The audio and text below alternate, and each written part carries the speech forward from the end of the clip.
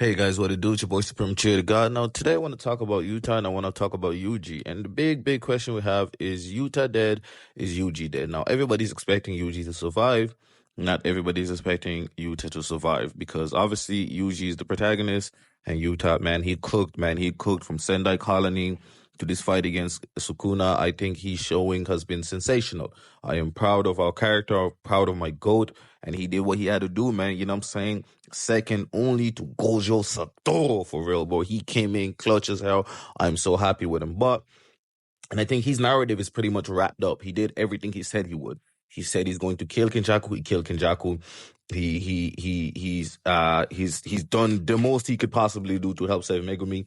Megumi clearly doesn't want to be saved. Like, don't save him. He don't want to be saved. I'm joking. Obviously, our boy's freaking traumatized to the bone marrow. Deep down to his core. Maki, it's time for Maki to shine, really, to be honest. And actually, I predicted that Maki would sneak Sukuna in the video where I talk about Nobara. Where I talk about Nobara and Maki's role switching. I'll put it up on the screen in this video, and I'll link it in the description. I actually discuss why Maki and Nobara switched places and Maki became more relevant and the main female lead.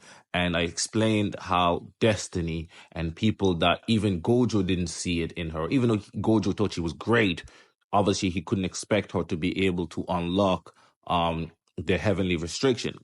There's a reason why Gojo left hand-to-hand training for Yuta, or weapons training for Yuta to Maki, and hand-to-hand training to Miguel, and other stuff to Miguel. But he entrusted Maki to be able to teach that because she is sensational hand-to-hand combatant and weapons combatant especially. And I think, that was I think that, and within that video, I basically talk about how Mikey is probably, not going to participate until the very end, and she'll come in, and surprise Sukuna when he least expects it. I don't know if I use those exact words, but I basically said that that's probably something that I can see Gege doing because he loves subverting expectations, and also, it's all about changing destiny. Like if we look at Gojo and his destiny being changed by Toji, people with heavenly restrictions can break and destroy destiny because they're not tied down to the Jujutsu world in the same way. They're not tied down to curse energy in the same way. It is destiny for Sukuna to be the strongest and to win every era that he decides to, appear in. And in this era, she's unlucky because somebody that is capable of destroying and distorting destiny itself, because Kenjaku couldn't escape destiny himself. He couldn't stop a six size user no matter what. Whenever it was time for him to accomplish his plan, a six size user appeared. But Toji destroyed that. Toji annihilated that. And by Toji doing that, he changed the course of Jujutsu destiny forever, right? And in the same manner, I think Maki will accomplish the same thing here. Sukuna will no longer be the threat for the future generations after this fight by any means necessary. You know what I'm saying? I think, in fact, right now with this sword attack, I see the two souls splitting right here. And then I think I don't know what Sukuna is going to do. I think he's probably going to activate the merger as he dies, perhaps. And the guys will have to fight the merger. And we'll find out that the merger actually has a consciousness. And Sukuna will probably take over the consciousness of that merger just because of how dominant his spirit and will is.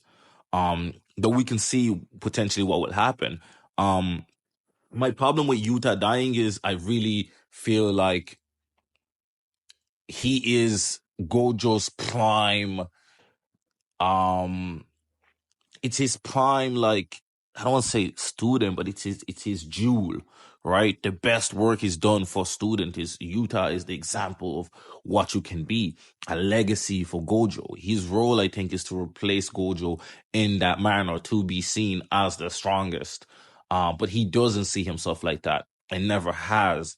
And his humbleness and his collectiveness and the way he views allyship and friendship, and that his ability, unlike Gojo's, works better when he's working with allies. And I need to see a Yuta and Maki double team. awakened Maki. I need to see Yuta, Hakari, and Maki jump session. And also, if you look at that cover art, that Gege spread, the spread that he had of the next generation, it is all for this character. It is Maki, it is Yuji, it is Yuta, and it is Hakari. All four of these characters are so important and so pivotal to the story. I feel like these are the four survivors, the last survivors. I don't think Megumi will make it. He's not on that cover, but he might make it. But perhaps Megumi actually will be the one to take over the merger. Because if you think about it, he has very kind words for certain people. That's if you believe in the narrator theory. I really like the narrator theory, so I always talk about it. But if you believe in the narrator theory, it actually makes sense that Megumi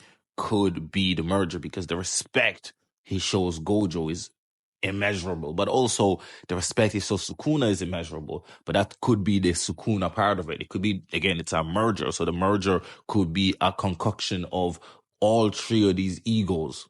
You know what I'm saying? And that is why when they talk about Kenjaku, it's always positive. When they talk about Sukuna, it's always positive. When they talk about Gojo, it's always positive. The narrator, that is. And it would make sense that those are the reasons why. But you can argue this, but that's something that's neither here and there. But that's just some interesting ways you can interpret, the story so far and to see or to predict what may happen in the future. And that's what I love about JJK, man. It's so hard to predict because Gege could outright just get everybody killed, and then somehow Megumi comes out because Sukuna's soul is so weakened from all these attacks that Megumi comes back.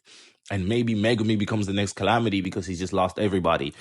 We don't know. It could be a positive ending. I think it has to be a positive ending just because if it's not, then Sukuna wins. And I think Gojo must win.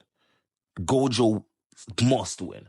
And Gojo's win con is that his students win. Remember, they said this before they fought, that Sukuna's win con is beating Gojo and then beating all the students. And that's his win con. Gojo's win con is Sukuna dying.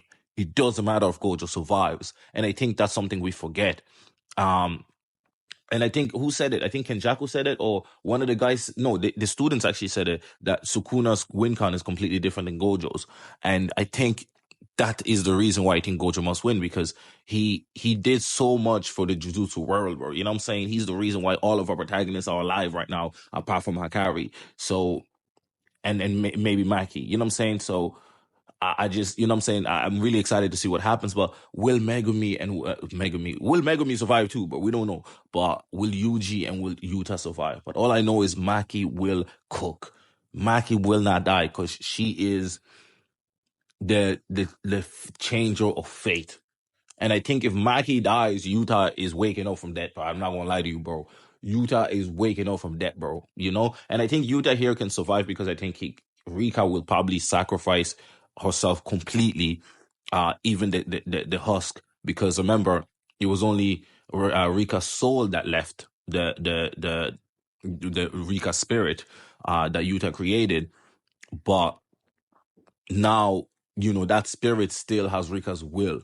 And I think he could easily just, the same way Hakari protected himself with a binding vow, I think Rika's husk could create a binding vow here and say, my life to keep Yuta alive. And that's, what I'm saying? And that's it. But we shall see what happens. I'm really excited for the next chapter this week, man. That's the thing about Jujutsu Kaisen. The excitement it gives me is unparalleled. I did not read Naruto live. I wish I did.